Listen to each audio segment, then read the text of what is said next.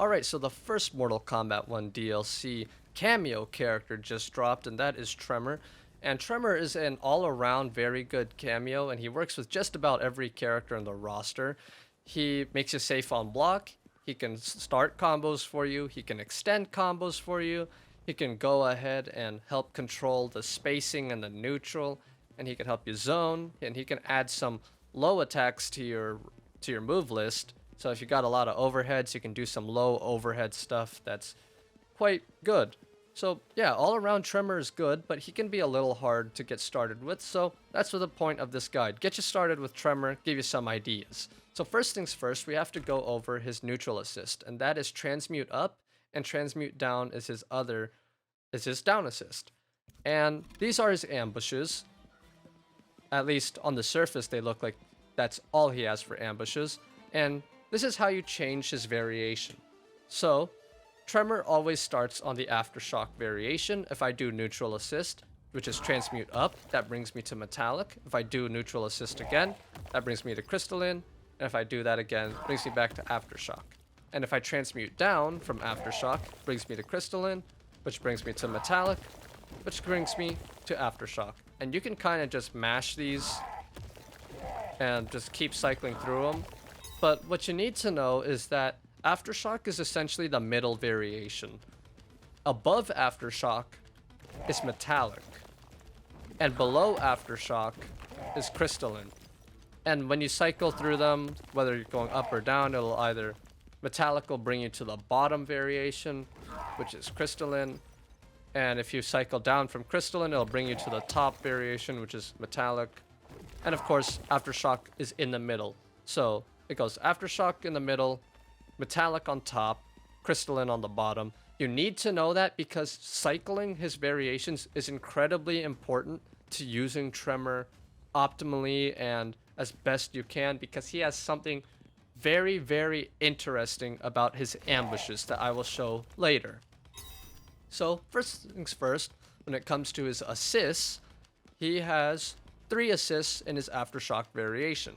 So they go Rock Punch Upper Crust, and Ground Pound. We're going to start with the Rock Punch. So Rock Punch is his forward assist, and it looks like that. So 20 frame startup, pushes your opponent all the way across the screen, gives you some hit advantage. And on block, the utility is that this string, or this assist, makes you safe. 20 frame startup, so there's very few strings where people can duck it because it is a high. You need to keep that in mind. But more often than not, if you have an unsafe string, you can cancel into that, and now you're safe. And it pushes your opponent so far away that it essentially resets the neutral, and you both have to get in on each other again. So that is the utility to it. What you do need to be careful of is if you have some very slow strings or slow buttons afterwards, where, like, Omni-Man's back 1. If I do back 1 into this, there is enough of a gap there where my opponent can duck that high and then punish me for it. So you need to be on the lookout for that, but otherwise, more often than not, you're safe, it jails, or your hit will jail so people cannot duck it, and if they get hit, they get launched full screen, which is great for you. So that is it for his straight punch. Now his next assist is his Rock Punch Upper Crust, which is up assist, and this hits mid. So on hit, it launches your opponent and you get a combo that way. So if you're playing a character that doesn't have like a string that launches, or maybe you hit someone with a string that doesn't launch, and you don't have a special that launches people, unless you use meter, for example, then this is a great alternative because it means you're spending a bar of Kameo to get a combo, and you don't have to spend a bar of meter, which you might want to save for breaker. Now, the big caveat to this is that on block, if people block it, it is minus 16, which means you eat a full combo if it's blocked. Now, why would you use it on block, you might be wondering. Well, as I was saying earlier, his Rock Punch straight, it's 20 frames, minus 5 on block, but if I do a string that is too slow and my opponent ducks it, I get hit with a full combo. But because that assist has the same startup and almost the same animation as the uppercut, which hits mid, people cannot duck the mid. So I might instead go, oh, he's ducking my rock punch straight. I'm just gonna do rock punch uppercut, so he cannot duck it. He gets launched. I get a combo. So there's a bit of utility other than just, oh, you hit someone and then you get a combo. You can instead start mixing it a little bit with rock punch straight to make you safe, rock punch uppercut if people start ducking the rock punch straight. If you're doing a string that has enough of a gap where they can go ahead and duck that high. But that is what you can do with that. And his final assist for his Aftershock Variation is ground pound. And this hits low. If you're familiar with Mortal Kombat X, you'll remember this move hitting full screen, but it does not hit full screen anymore. As you can see there, that brown dirt on the ground is its range, and it hits mid-screen essentially. Minus 12 on block, 27 frames startup, so there's more of a gap where people can actually down one and hit you out of it if you're doing it on block. And of course, if they block it right next to you, minus 12, you eat a full combo, but you can use it to control the spacing a bit if someone's like walking and not blocking. You can go ahead and throw this out at around mid-screen distance. Any bit that's like longer, it does not have the range to actually catch people. But if they're walking towards you around mid-screen, throw it out, and if it hits, knocks your opponent full screen. You get hit advantage of 22 frames, which depending on your character, it's either really good for you or it's meh. Obviously for Omni-Man, it's meh, but if you're playing a zoner, oh, that is perfect for you. Now, we're gonna transmute up into Metallic Variation. So his Metallic Variation has even more assists. And this one is actually, I think it's a quite good variation. I mean, all of them are, but this one actually makes you safer on block. And it extends combos, and it helps control the spacing better.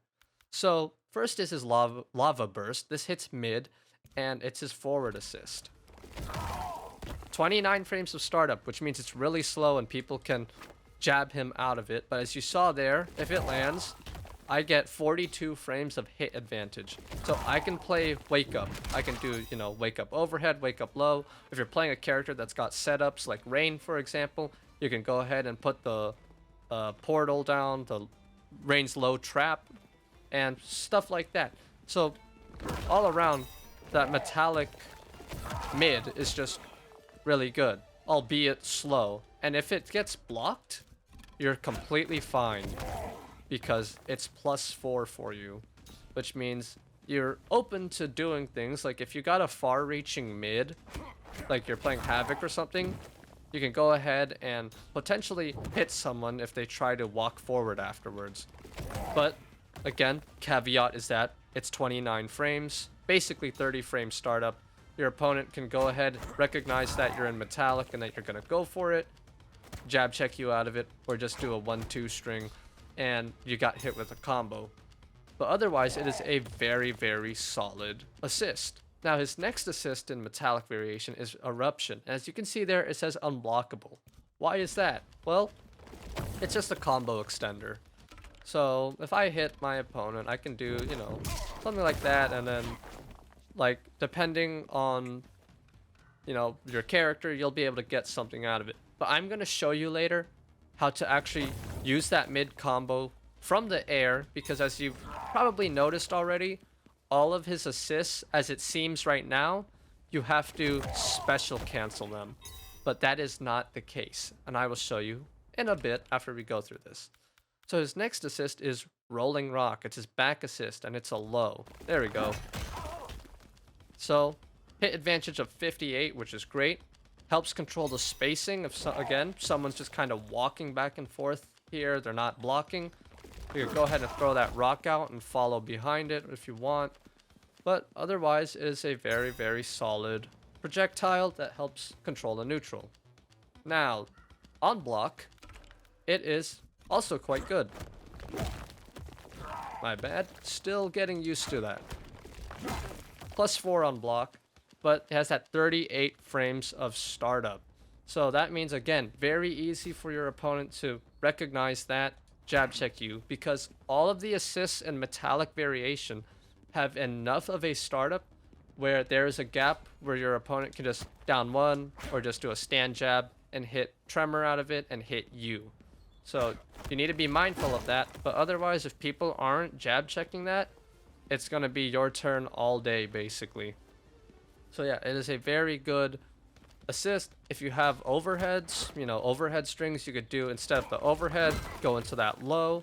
And the same goes for the Aftershock ground pound. Instead of going into overhead, you go into a low. But but that one is unsafe, while the metallic variation is +4.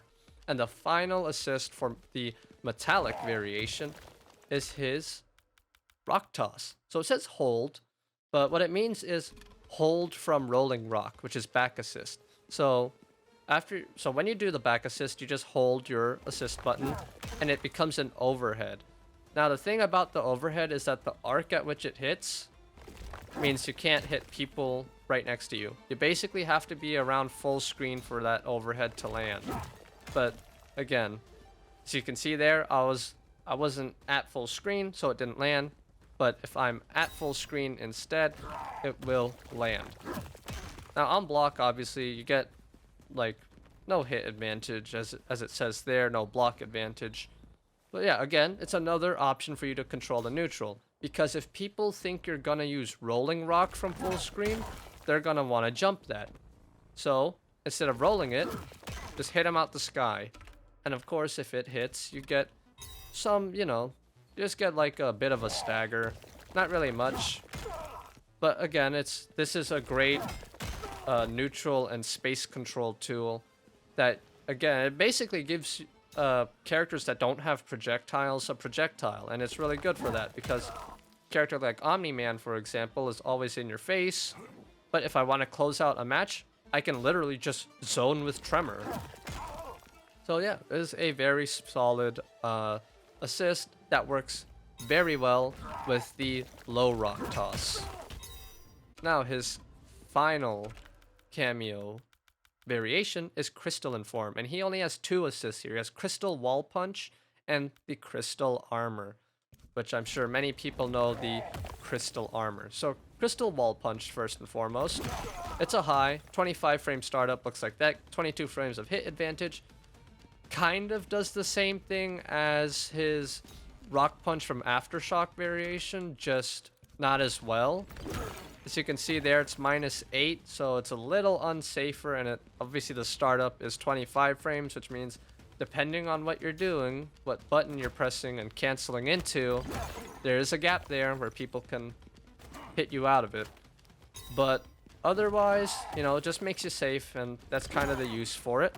But also, there's a little more to it than that, actually. So if he ice balls me, I can deflect that. So it works just the same way as it does in Mortal Kombat X. This is anti-zone. It makes you safe on block, and it provides anti-zoning. So if you're playing a character that struggles with zoning, and you know it's very hard for you to get in, and you're kind of just walking up like this, if your opponent keeps throwing projectiles out at like a very rhythmic pattern, a rhythmic fashion, you just do that, and now you're in, which is pretty cool. So that is the utility for the Crystalline Rock Wall Punch. And now we're going to the big one. And the big one is the Crystalline Armor. 60 frames of startup. But now Sub-Zero cannot do anything to me. So if he wants to shoot me, he can go ahead and shoot me. Doesn't mean anything. I can just walk up and be dumb and do unsafe stuff, because what's gonna happen is that, one, it only costs half a bar of Kameo, but even if he goes for like a string, like, he can't throw me, he can't hit me. So that literally prevents people from doing combos against you. Though obviously it doesn't make them their moves unsafe. Like, just because I have the armor doesn't mean, oh, it's gonna be my turn after what he does. No, it's like they can still have plus frames on their attacks. It essentially just makes it so you can't get comboed, can't get thrown, and you take less damage. But it is very good in that way. And if you're wondering what happens if you get hit in the air, well, you have crystalline armor. It's the same animation as when you get hit on the ground. You won't get bounced, you won't get comboed. It works the exact same.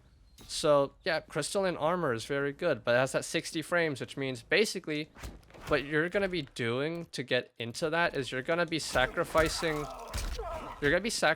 combo damage to basically just like get into it. So let's just do this.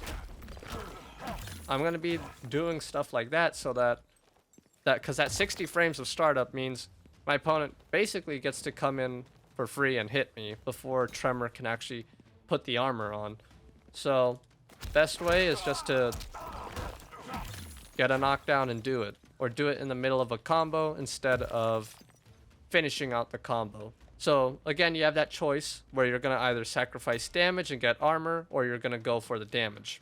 And now for the final thing about Tremor that makes him, in my opinion, very good, is the fact that he can turn all of his Kameo assists into ambushes. And the way that works is by doing transmute up or down and then pressing the assist that you want. And the caveat to that is that it takes both bars of Kameo, which means once you've done it, you have no Kameo. So that is why it's integral to learn how to cycle his variations, because you're going to want to think ahead of what you want to do and create situations where it's very, very difficult for your opponent to really do anything. So for example, if I want to do a jump in, but Sub-Zero is going to up block me, I can go ahead and actually start the jump in right after I call in Tremor and do something like that, where if Sub-Zero goes for the punish, he gets hit by the low rock toss and it keeps me safe. So that is why in my opinion, Tremor is just very, very strong. And that's actually how you will hit his metallic variation combo extender that hits people in the air. If you were in the middle of an air combo, you'd have to be in either Aftershock or Crystalline for it to land. So you would do something like this. Okay, he shot the wrong way, but you get the idea. Again, there's things that you're gonna have to look out for, but that is how you would do it. And again, it is just very strong. It's basically a Kung Lao low hat scenario where someone puts a Kung Lao low hat at like across the screen, then they start approaching, and you know, they put you in a jump in and a low or overhead low situation. So that is how that works. And with Omni-Man, for example, it works with his back forward 4. Just like that. So that is it for Tremor. He has a lot of really cool stuff. I think he's very solid and very strong. Hard to use, I would say so. And you really got to learn how to cycle those variations because it is integral to his gameplay. But with that being said, one more thing is that you can actually, you know, cycle and he can go ahead and armor you, but you got to be right up next to him. So you can be in the middle of a combo basically and do this.